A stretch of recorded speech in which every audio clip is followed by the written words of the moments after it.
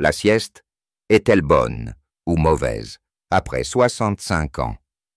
Saviez-vous qu'en France, plus de 63% des personnes âgées de plus de 70 ans dorment au moins une fois par jour, en dehors de la nuit? Mais ce chiffre cache une réalité bien plus délicate. Pourquoi certains se sentent mieux après une sieste, alors que d'autres ont du mal à s'endormir le soir? Est-ce une vraie pause bénéfique, ou le signe d'un déséquilibre du corps et du cœur? Dormir l'après-midi, est-ce normal, ou est-ce que le début d'une dépendance douce qu'on ne voit pas venir? Et si la sieste, en apparence inoffensive, révélait un besoin émotionnel plus profond? Vous êtes nombreux à vous poser ces questions sans vraiment oser en parler. Alors aujourd'hui, prenons un moment ensemble pour tout comprendre, avec douceur et vérité. On y va. Il est 14h20. Le repas est terminé, la vaisselle encore tiède dans l'évier. Et déjà le silence de l'après-midi enveloppe doucement la maison.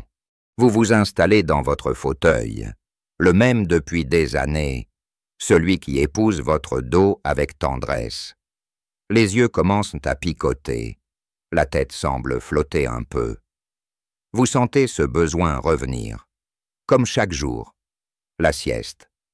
Mais aujourd'hui, une petite voix à l'intérieur de vous souffle « Ai-je vraiment besoin de dormir ?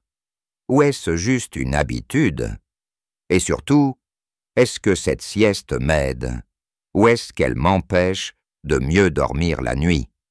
Vous n'êtes pas seul à vous poser cette question. Jean-Pierre, 76 ans, me racontait qu'il n'a jamais vraiment fait la sieste avant sa retraite.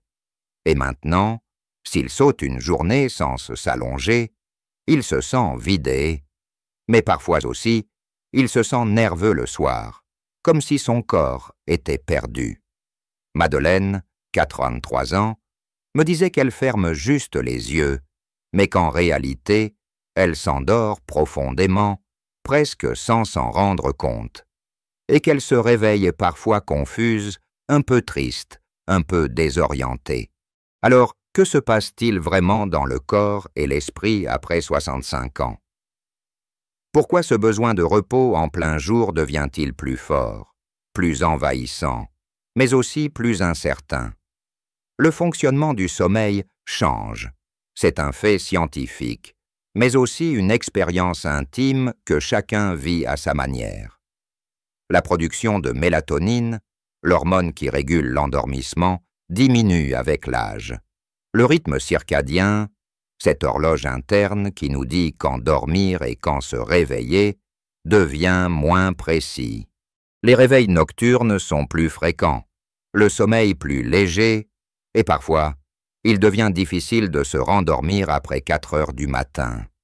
Face à cela, le corps cherche un autre moment pour récupérer, et il le trouve souvent en début d'après-midi, entre 13h et 15h, juste après le déjeuner, quand la digestion ralentit tout. C'est ce qu'on appelle le creux postprandial. Et dans cette lenteur, le sommeil se glisse presque naturellement. Alors, on se laisse aller, on ferme les yeux, mais c'est la frontière entre une pause bénéfique et une fatigue chronique est parfois floue, parce que tout dépend de la durée, de l'intention, de la qualité du sommeil. Une sieste de 15 à 25 minutes, dans un lieu calme, peut faire des merveilles. Meilleure concentration, mémoire plus vive, baisse du stress, tension artérielle stabilisée, humeur apaisée. C'est ce que certaines études appellent la micro-sieste ou la power nap. Même les pilotes de ligne ou les chirurgiens l'utilisent avant une mission. Mais à partir de 65 ans, la sieste n'est pas une stratégie de performance. Elle devient un moment de soin, un refuge discret, un rendez-vous avec soi-même. Elle peut même devenir un rituel. Ce n'est pas une faiblesse, ce n'est pas un signe de vieillesse. C'est une façon différente d'écouter son corps. Le problème vient lorsque ce rituel devient déroutant, lorsqu'on se réveille plus fatigué qu'avant, lorsqu'on a l'impression de perdre le fil de sa journée, ou pire, lorsqu'on ne peut plus s'en passer. C'est souvent à cause d'un phénomène bien connu, l'inertie du sommeil. Si la sieste dure plus de 30 minutes, le corps entre dans une phase de sommeil profond. Et si l'on se réveille pendant cette phase, le cerveau reste comme engourdi. La confusion dure longtemps. On se sent cotonneux, comme pris dans un nuage. Et cette sensation peut ruiner l'après-midi entière. Voilà pourquoi le moment de la sieste, et surtout sa durée, est essentiel. Il ne s'agit pas de l'interdire, ni de la glorifier. Il s'agit de la vivre en conscience. S'allonger dans un endroit calme, semi-obscur. Se couvrir légèrement. Se mettre en position semi-assise, si possible. Respirer profondément. Et surtout, mettre un réveil doux pour sortir à temps de ce repos léger. Cela change tout, parce que la sieste n'est pas un droit automatique, ni une obligation. C'est une écoute intérieure. Et cette écoute peut nous révéler bien plus que la fatigue. Elle peut nous parler de solitude, d'ennui, de rythme de vie trop vide, ou au contraire, trop rempli. Elle peut nous rappeler que notre corps a besoin de pause, mais aussi de structure. Que nos journées ont besoin de respiration, mais aussi d'ancrage. Ce n'est pas parce qu'on dort l'après-midi qu'on devient inutile. Ce n'est pas parce qu'on ralentit qu'on perd sa place. La sieste n'est pas un abandon. C'est parfois un acte de présence à soi. Mais pour qu'elle soit bénéfique, elle doit rester douce, légère, mesurée. Et surtout, elle ne doit pas devenir un refuge contre le reste de la journée. Elle doit rester un appui, pas une fuite. Mais il y a autre chose, quelque chose de plus discret, plus intime, qui pousse parfois les seniors à s'allonger l'après-midi. Ce n'est pas seulement une question de fatigue. C'est une façon de remplir un vide. Parce qu'après la retraite, après le départ des enfants, après la perte de certains repères, les journées deviennent longues, très longues. Et dans ce silence, la sieste devient une manière de raccourcir la journée, de l'apprivoiser. On ne dort pas toujours parce qu'on est fatigué. On dort parfois parce qu'on ne sait plus très bien quoi faire d'autre. Et cela, personne n'ose vraiment le dire. Un jour, une dame de 79 ans m'a confié quelque chose que je n'ai jamais oublié. Elle m'a dit « Je fais la sieste parce que c'est le seul moment de la journée où je me sens enveloppé, protégé. C'est un moment où je peux fermer les yeux sans avoir à faire semblant d'être forte. » Et ces mots résonnent encore, parce que la sieste, chez certaines personnes âgées, devient un refuge émotionnel. Un endroit où l'on n'a pas besoin de sourire, de répondre, de se justifier. Juste exister. Et cela aussi c'est précieux, mais il ne faut pas que ce soit le seul endroit où l'on se sente vivant. Ce que je vous propose, ce n'est pas de supprimer la sieste, ni de la diaboliser. C'est de l'observer autrement, de l'apprivoiser avec bienveillance, de lui redonner une juste place, pas trop tôt, pas trop tard, pas trop longue, pas trop profonde, juste ce qu'il faut pour se sentir mieux, sans perturber le reste. Si vous vous sentez somnolent après le déjeuner, c'est naturel.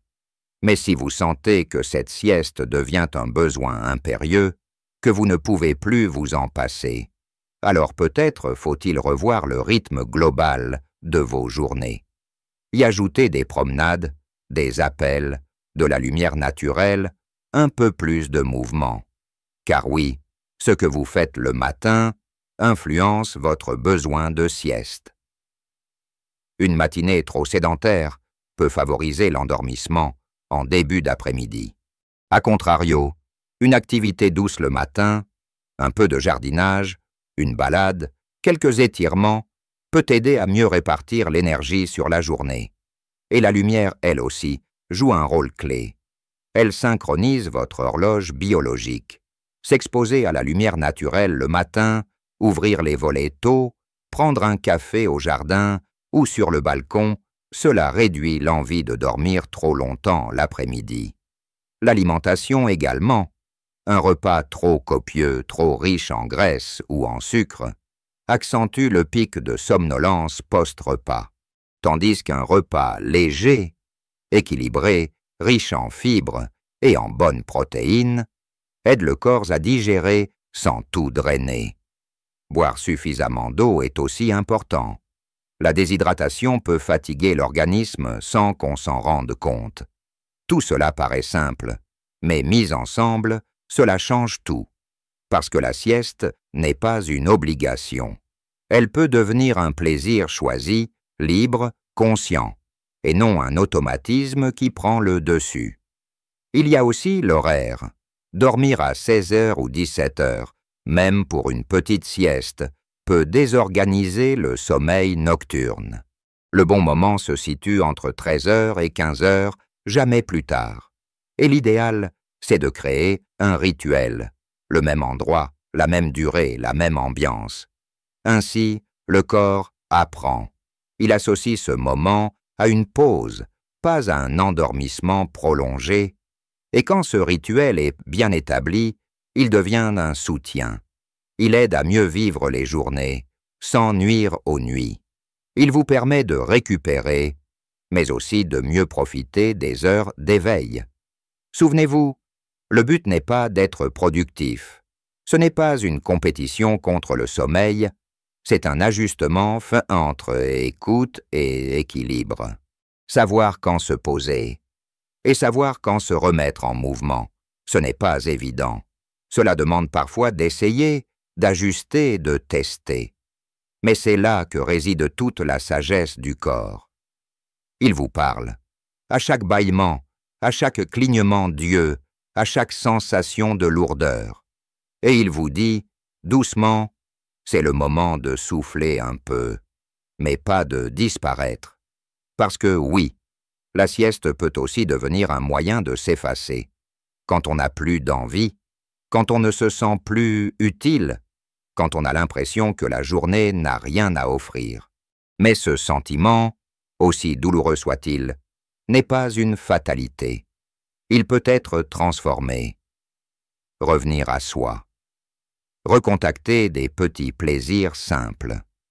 Rallumer une musique aimée. Reprendre un vieux livre. Appeler un voisin. Planter une fleur. Écouter un oiseau. Et faire de la sieste une pause choisie, plutôt qu'une échappée par défaut. Alors peut-être que ce que nous devons repenser, ce n'est pas seulement la sieste, mais l'espace qu'elle prend dans nos journées. Elle peut être un refuge, oui, mais elle peut aussi devenir un tremplin, un moment de recentrage pour mieux repartir, un souffle court pour mieux s'ouvrir au reste. Ce n'est pas tant la sieste qui pose question, mais ce qu'elle révèle de notre rapport au temps, à l'énergie, à la solitude, à l'envie de vivre encore pleinement, malgré l'âge, car vieillir, ce n'est pas se retirer, c'est réinventer ses rythmes, c'est réécouter son corps avec plus de délicatesse, c'est savoir dire « Aujourd'hui, je m'accorde 20 minutes de repos, et ensuite, je m'offre quelque chose qui me fait du bien. » Cela peut être écrire quelques lignes dans un carnet, regarder une vieille photo, écouter une voix aimée, faire un gâteau, appeler quelqu'un, ou simplement s'asseoir près de la fenêtre et laisser la lumière réchauffer le visage. La sieste peut être un point d'ancrage, mais elle ne doit pas devenir un refuge unique. Ce n'est pas là que la vie se joue. Elle est là, juste après, juste dehors, dans le rire d'un enfant au loin, dans le chant des feuilles, dans une tasse de thé, dans la simplicité d'un geste quotidien. Et si vous sentez que votre sieste commence à voler un peu trop d'espace à ces petites choses-là, alors il est peut-être temps de la réajuster, non pas pour vous forcer, mais pour vous libérer. Je sais que ce n'est pas toujours facile. Je sais que certains jours, on se sent plus fatigué que d'autres, que le moral n'est pas toujours là, que le corps pèse, que le cœur, parfois, se replie. Mais je crois aussi que dans chaque jour, il existe un petit élan possible, une étincelle, et qu'en écoutant ce corps avec douceur, en respectant ses besoins sans le laisser tout dicter, on peut retrouver un équilibre entre repos et élan de vie. Alors, que faut-il retenir aujourd'hui? Que la sieste, après 65 ans, n'est ni bonne ni mauvaise en soi. Tout dépend de comment, quand, combien et surtout, pourquoi. Une sieste courte, régulière, bien placée dans la journée peut faire du bien. Une sieste trop longue, trop tardive ou utilisée pour fuir peut devenir un piège. Le plus important, c'est d'en faire un choix, pas une habitude automatique, un geste conscient, pas une échappatoire silencieuse. Et surtout de rester à l'écoute de ce que votre corps, votre cœur et vos journées vous racontent. Et vous? Comment vivez-vous la sieste aujourd'hui? Est-ce un moment de plaisir, de relâchement, ou plutôt une routine dont vous ne savez plus très bien quoi penser? Partagez-le dans les commentaires. J'ai hâte de lire vos expériences, vos astuces, vos doutes aussi. Ce sont vos mots qui nourrissent cette chaîne, qui créent un lien entre nous. Si cette vidéo vous a aidé à mieux comprendre votre sommeil, votre rythme, votre besoin de repos, alors n'hésitez pas à lui mettre un petit j'aime. Cela permet à d'autres personnes, peut-être seules chez elles, de la découvrir aussi. Et si ce n'est pas encore fait, je vous invite à vous abonner. Chaque semaine, je publie de nouvelles vidéos pour accompagner, rassurer, éclairer cette belle période de la vie qu'est l'âge mûr.